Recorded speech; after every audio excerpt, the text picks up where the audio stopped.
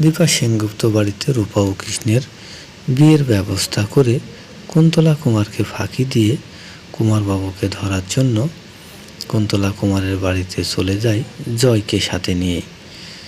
দীপা জয়কে সাথে নিয়ে যখন কুমারবাবুর বাড়িতে যায় তখন কুমার যে রুমে গুরুদেব সেজে থাকে সে রুম থেকে বের হতে চায় না। অন্যদিকে সেনগুপ্ত বাড়িতে চলছে রূপার ধুমধাম বিয়ের আয়োজন। সূর্যের কাকিয়া, উর্মি, সোনা তারা সবাই বিয়ের আনন্দ উপভোগ করছে। অন্যদিকে দীপার মতো সেজে থাকে একটি মহিলা, যাকে দেখে কুন্তলা কুমার দীপা মনে করলে সোনা ভাবে যে আমি তো সত্যি ভালো নেই, আমার সাথে রুডি ও কুন্তলা কুমারবাবু তারা কেউই ভালো ব্যবহার করছে না, তাহলে কি আমি সবটা মাকে বলে দিব? মনে মনে ভাবতে থাকে সোনা। অন্যদিকে কুন্তলা কুমারের বাড়িতে যেন দীপা না যেতে পারে, তাই দীপার দিকে বারবার নজর রাখতে থাকে কুন্তলা কুমার।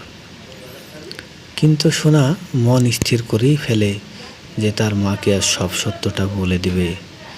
তাই সোনা গিয়ে দীপার মতো সেজে থাকা মহিলাটিকে মা বলে ডাকতে থাকে আর বলে, মা, তোমার কাছে আজ আমি নিজে থেকেই এসেছি সব সত্যটা বলার জন্য, কিন্তু তুমি কেন আজ আমার ডাকে সাড়া দিচ্ছ না?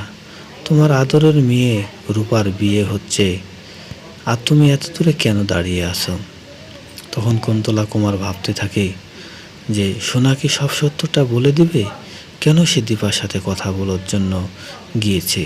সামলানোর জন্য রুডিকে বারবার বলে, কিন্তু রুডি সামলানোর সাহস পায় না।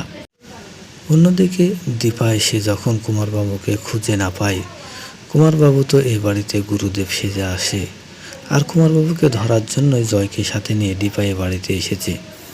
কিন্তু কুমারবাবু তার গোপন আস্তানায় দীপার কথা শুনে লুকিয়ে পড়ে, তাই দীপা কিছুতেই কুমারবাবুকে খুঁজে পায় না।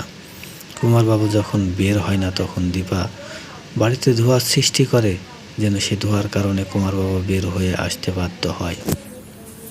অন্যদিকে দীপা যে সেনগুপ্ত বাড়িতে নেই সেটা জেনে যায় কুন্তলা কুমার। সেটা জেনেই কুন্তলা কুমার অস্থির হয়ে সবাইকে অস্থির করে তোলে। তখন রূপা কৃষ্ণকে বলে, পরিবেশ ভিন্ন দিকে চলে যাচ্ছে, জল ঘোলাটে হয়ে গেছে, তুমি গিয়ে সামলাও। অন্যদিকে জয় সে দূর থেকে সব কিছু দেখার চেষ্টা করে, কিন্তু দীপা কাছে গিয়ে কুমারকে প্রতিহত করে। দীপা আঘাত করে কুমারের পিস্তলটি উপরের দিকে তুলে দেয়।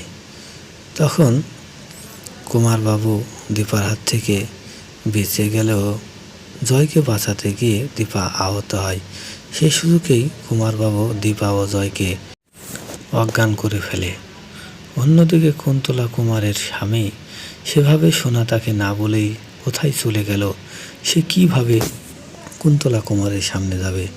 তার কথা শুনে উর্মি চমকে গিয়ে বলে, আপনি কার কথা বলছেন? কিন্তু সে ভয়ে ভীতস্ত হয়, কিন্তু কুন্তলা কুমারের কথা কিছুই বলতে চায় না। অন্যদিকে সূর্য সহ বাড়ির সবাই এসে দীপা ও জয়ের পানি ছিটিয়ে তাদের জ্ঞান ফিরিয়ে জানতে চায় যে কিভাবে তাদের এই অবস্থা হলো। অন্যদিকে দীপা রুডিকে দেখেই কুমারবাবুর নাতি বলে মারতে থাকে, আর কুন্তলা কুমারকে কুমারবাবুর মেয়ে বলে শাসাতে থাকে। তখন সূর্য রুডিকে তুই কুমারবাবুর নাতি বলে মারতে থাকে। তখন তো কুন্তলা কুমার ভেবে ওর করতে পারে না যে সে কি করবে, সব সত্যটা সবার সামনে চলে এসেছে। তখন সূর্যের বাবা পুলিশকে ফোন করে কুন্তলা কুমারের বাড়িতে আসার জন্য। অন্যদিকে দীপা বিপদে থাকায় রূপা কিছুতেই চুপ না থাকতে পেরে দৌড়ে তার মায়ের কাছে পৌঁছে যায়। সোনাও বসে নেই। সোনাকে আটকে রাখতে চেয়েছিল কুন্তলা কুমার, কিন্তু ঘটনাস্থলে পৌঁছে গিয়েছে সোনা পৌঁছে গিয়ে দীপাকে বলে, মা, আমি সবটা জানি, আমি সব সত্য আজ তোমাকে বলবো।